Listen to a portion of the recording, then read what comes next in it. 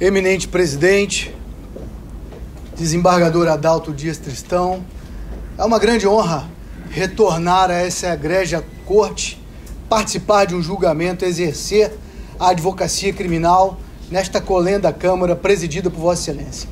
Eminentes pares, doutor Fernando Bravin, doutor Ezequiel Turíbio, doutor Júlio César, doutor Getúlio, eminente desembargador, me perdoe, doutor, falha memória para lembrar o nome de Vossa Excelência, doutor Telêmaco, me perdoe, eminente procurador de justiça, senhores serventuários da justiça, meus colegas advogados, o eminente advogado doutor Renan, que atuou pela assistência de acusação, meus colegas aqui nos autos, doutor Davi Pascoal Miranda, senhores e senhoras estudantes de direito e os membros da família da doutora Milena. O caso, ele é de grande repercussão e de grande pesar, sentimento de tristeza realmente, por vermos um crime com uma trama tão sinistra, tão maquiavélica, enraizada dentro da nossa sociedade capixaba. Desde o início da minha advocacia, há 17 anos atrás, um dos pensamentos que sempre permearam minha vida, sempre foi aquela pergunta: os fins justificam os meios? E filosoficamente, dentro do exercício do direito, mais ainda dentro do estudo do direito penal e do processo penal, e vivendo dentro de uma nação democrática, eu tenho a convicção minha, humilde, pessoal, de que os fins não justificam os meios. Os meios existem para serem respeitados e observados. Por quê? Porque o infortúnio não bate somente na porta do vizinho. A desgraça não alcança apenas os negros, pobres e prostitutas daquele direito penal que aprendemos dentro das salas de aula. Principalmente nos dias de hoje, com toda a força tecnológica e toda a imprensa que temos à nossa disposição, nós podemos ver com muita clareza que hoje, da mesma forma que os pobres são processados e julgados, os ricos também são. Desde os escândalos envolvendo Odebrecht ao traficante da esquina, a justiça hoje tem alcançado a todos. A grande questão envolvendo esse caso é: podemos ultrapassar limites legais para alcançar um resultado que será bom para a imagem da justiça, um resultado que será bom para solucionar aquele crime e para fazermos política de massa? A resposta dentro do direito penal é obviamente negativa. Dentro das nossas concepções humanas, cada um tem a sua intimidade. Agora, quando nós nos unimos dentro do Congresso Nacional para construirmos uma legislação que protege a intimidade das ligações telefônicas, das correspondências, das mensagens telemáticas, nós ali no artigo 2º dessa lei, nós escrevemos que para quebrarmos a privacidade telefônica, a privacidade das mensagens telemáticas, nós precisamos demonstrar a imprescindibilidade daquela medida. Precisamos mostrar que aquela medida está sendo usada como último meio de prova. Está ali na parte final do artigo 2º da lei que trata das interceptações telefônicas. E no caso em concreto, nós não conseguimos enxergar esse fundamento presente tanto nos fatos que permeiam a investigação, como também na fundamentação jurídica trazida à baila pelo eminente magistrado de primeiro grau. Vou lhes explicar por quê. Porque o crime aconteceu no dia 14 de setembro do ano de 2017, às 19h20. Naquele mesmo dia, o senhor Hilário, meu cliente, foi conduzido para a delegacia de polícia. E no final da noite, por volta de 11h, ele começa a prestar um depoimento para a delegada que conduzia as investigações. No final daquele depoimento, por volta de 1h, Hilário é solicitado que entregue o seu telefone celular. Ele nega. Ele nega porque já sabia que era investigado. E como qualquer investigado no Brasil, sem ordem judicial, ele não precisa entregar seu telefone celular. Ele era um homem da justiça. Hilário, todos se referem a ele como policial, mas Hilário foi assessor desta corte. Caminhou nessa corte por mais de 10 anos, assessorando honrados desembargadores que aqui atuaram e até atuam, até a presente data. Ele sabia que já era investigado e não precisava entregar seu celular. Bom, mas siga em frente. Ele sai da delegacia dia 15, a 1h da manhã, após prestar depoimento. Às 7h da manhã, Hilário é colocado no grampo. Às 7h da manhã ele é colocado no grampo, sem ordem judicial. Por quê? Porque o pedido feito pelo delegado de polícia é direcionado para o Fórum de Vitória após o almoço. Não passa pelo protocolo, vai direto para o gabinete do magistrado, titular da primeira vara criminal. E por volta das 17 ou 18 horas, sai a decisão judicial que autoriza o grampo, que autoriza que Hilário seja grampeado. Só que Hilário já está no grampo telefônico desde as 7h da manhã. Desde as 7h da manhã, sem ordem judicial, ele já está sendo ouvido pela Polícia Civil. E eu não digo ao vento. Essas provas estão nos autos. As interceptações estão nos autos. Por erro, talvez, da acusação foram colecionadas nos autos. E os fundamentos usados pelo magistrado de primeiro grau para justificar a interceptação telefônica, quais foram? Foram fundamentos que nós, juristas, não sociedade, não toleramos. A gravidade abstrata do delito. Ele sequer traz um fundamento que torne claro, que demonstre com clareza qual seja a imprescindibilidade da produção daquela prova. Não foi articulado nenhum fundamento para demonstrar. E aí, então, percebam, o crime acontece às 7h20 da noite. Hilário é ouvido até 1h da manhã. 7h da manhã ele já está grampeado já. A decisão que o grampeia sai às 18 horas. O protocolo dessa petição oficialmente é feito dia 18. 3 dias após a decisão ser proferida. O Ministério Público só toma ciência daquele procedimento cautelar, que ele é o titular da ação penal, no que pese existir menção na lei de interceptações que o delegado ou o Ministério Público poderão pedir a medida. Mas nós sabemos que acima da lei temos a Constituição Federal que diz, no 129, inciso 1º, que o dono da ação penal é o Ministério Público. Ele só toma ciência disso após dia 24. E aí o magistrado vem na pronúncia, até em tom de bravata contra a defesa, querendo desmerecer a defesa, elogiar o Ministério Público, porque se deu por impedido. Ora, se deu por impedido porque era marido do advogado que nos próximos dias entraria para defender Hilário, o doutor Homero.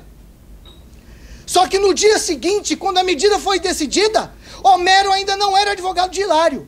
E mesmo assim, não houve a participação do MP. Mas esse não é o ponto nodal. O ponto nodal é o fundamento anterior que eu trabalhei com Vossas Excelências. O ponto nodal é, dentro da decisão, não existe um fundamento idôneo que demonstre a imprescindibilidade daquele grampo telefônico. E mais, Hilário foi gravado, foi grampeado antes que a decisão fosse proferida. Às 7h da manhã ele já estava lançado no Guardião. A prova está nos autos. Data máxima vênia, com todo respeito à instrução processual que foi feita anteriormente, essa prova, dentro do arcabouço jurídico brasileiro atual, ela não pode ser julgada lícita. Ela tem que ser declarada ilícita e tem que ser extirpada dos autos. Preste atenção, não estou pedindo a Vossa Excelência que absolvam o Hilário por esse motivo. Eu peço a Vossa Excelência que declarem a ilicitude da prova e a retirem dos autos. Bom, na sequência, ainda tratando de interceptações telemáticas, interceptações telefônicas, vamos para o segundo item do recurso sentido estrito, que trata das imagens printadas, fotografadas da tela do celular da doutora Milena. Ora, a acusação e a pronúncia se baseou em fotografias realizadas da tela do celular da doutora Milena. Nos dias de hoje, de alta tecnologia, onde nós temos programas como Photoshop, da Adobe, entre tantos outros, nós sabemos que essas mensagens podem ser adulteradas. E são fotografias trazidas aos autos de forma unilateral. E mais, ainda que não fossem adulteradas, ainda que não sejam adulteradas, no artigo 834 do novo CPC, da redação de 2015, nós temos a previsão legal que esse tipo de prova, para que seja tratado efetivamente como prova, precisa passar por uma ata notarial. Ora, é claro, está no texto legal, mas é o texto do Código de Processo Civil, não deve ser aplicado à produção de prova no Código de Processo Penal. Bom, no início, nós temos lá o artigo 3º do CPP, que diz que a norma processual, as outras normas, poderão ser aplicadas subsidiariamente naquilo que se trata. E hoje, com toda a tecnologia, principalmente o mundo ao alcance das nossas mãos, nós temos o smartphone como um equipamento que serve para produzir prova para os advogados, para as investigações, o tempo inteiro. Só que eu não posso simplesmente fotografar isso e colocar nos autos. O CPC traz o artigo com a disposição que aquela prova deve passar por um crivo de um tabelião, deve ser produzida uma ata notarial. E essa ata notarial, sim, será colocada nos autos à disposição da defesa para que ela possa se manifestar. Então percebam, temos uma pronúncia calcada, amparada em interceptações telefônicas decididas, decretadas, sem base idônea legal, porque não foi demonstrada a imprescindibilidade, e ainda mais, essa pronúncia se ampara em fotografias extraídas de forma unilateral do smartphone da vítima.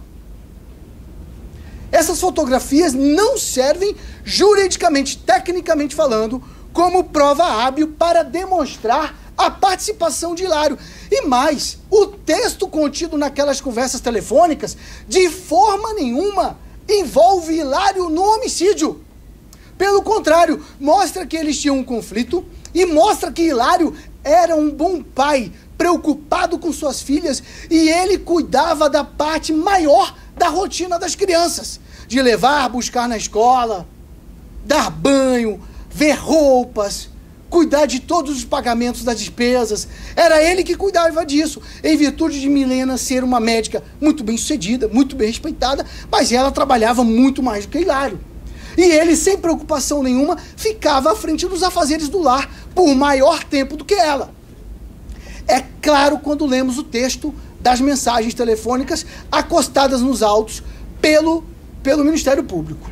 Mas seguindo em frente, trazemos uma tese de direito que questiona a credibilidade do depoimento do senhor Jonatas. E por que nós questionamos a credibilidade do depoimento do senhor Jonatas? De início, Jonatas presta um depoimento, doutor Turíbio, dentro da sua residência em Fundão, que é gravado por um telefone celular, onde o delegado de polícia o questiona, o aperta, e o vídeo é cortado. O delegado dá um aperto nele mesmo. O vídeo é cortado. E na sequência, doutor Adalto, o Jonatas volta a depor com a marca de 5 dedos no rosto. O vídeo é cortado, ele toma uns tapas na cara e volta a depor. É assim que funcionou. Esse é o primeiro depoimento de Jonatas. Nesse primeiro depoimento, Jonatas não envolve Hilário e Esperidião. Ele envolve Gildinho e Valci. No segundo depoimento, agora prestado na delegacia de polícia, já com a presença de um advogado e tal, Jonatas novamente conta a mesma história do depoimento gravado no telefone celular de um policial. Agora, passam-se vários meses, começamos a instrução criminal, o caso produziu toda aquela repercussão que eu ouço dizer até internacional, e aí quando chega na reta final, o Jonatas presta um depoimento perante o juízo instrutor do caso. E naquele depoimento, só naquele depoimento, meses depois do fato, e na reta final, Jonatas envolve Hilário, trazendo contra Hilário uma história bem fictícia, que ele teria encontrado Hilário num posto de gasolina, que dentro do carro de Hilário tinha um colete da Polícia Civil, e que Hilário usou aquele vocabulário chulo com ele para dizer que Milena precisava ser morta. Ora, quem conviveu com Hilário, está provado nos autos que Hilário nunca comprou o colete da Polícia Civil e nunca recebeu o colete da Polícia Civil. E ainda mais, tentaram pesquisar as câmeras do posto e tal, Hilário nunca teve nesse posto de gasolina, e esse diálogo com Jonatas nunca existiu. Nunca existiu por quê? Porque Jonatas não tem credibilidade. Primeiro, porque é réu. Segundo, porque o seu histórico é histórico de mentiroso. Histórico de pessoa que conta 3 versões dentro de uma investigação só. Histórico de um homem que diz que é pedreiro, mas tem 4 investigações contra ele por crime de homicídio, em Fundão, em Afonso Cláudio, em Laranja da Terra. E ele diz que é pedreiro e em mais. Ele diz que nunca respondeu um crime e tem uma ação contra ele lá em Fundão, uma ação penal por crime de violência doméstica. E aí eu lhes pergunto, quem tem mais credibilidade? Jonatas, um mentiroso oficial, provado documentalmente por seu histórico, ou Hilário, um homem que até alguns dias atrás era um homem de bem para a nossa sociedade? Foi assessor nessa corte por mais de 10 anos, um maçom fervoroso, um bom pai de família, um bom marido até que o casamento durasse. Quem tem mais credibilidade, um criminoso habitual ou um homem de bem? Essa é a pergunta que eu deixo para vossas excelências.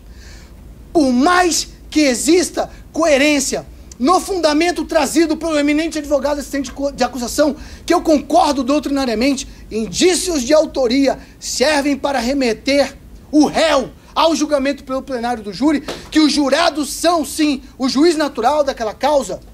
Nós também não podemos exagerar. A gente não pode ouvir a história de qualquer criminoso e achar que aquele criminoso está dizendo a verdade. Diga-se de passagem a frustração de algumas delações premiadas da Lava Jato, onde alguns criminosos sentam lá, contam um monte de história, não conseguem honrar com os acordos, porque eles não têm como provar aquilo.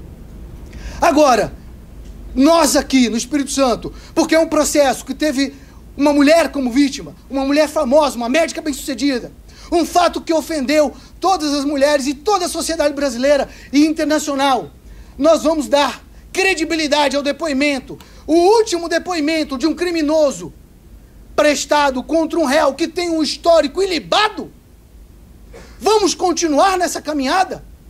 Bom, o último argumento de direito trazido no recurso em sentido estrito tratou sobre a aplicação do princípio da consunção, da absolução do crime de fraude processual ao qual Hilário foi acusado. De acordo com a acusação, o Jonatas foi orientado a furtar o telefone, a roubar aquele telefone para que pudesse simular um assalto. Bom, isso pode até acontecer na vida real, né? Alguns criminosos que possam pensar dessa forma.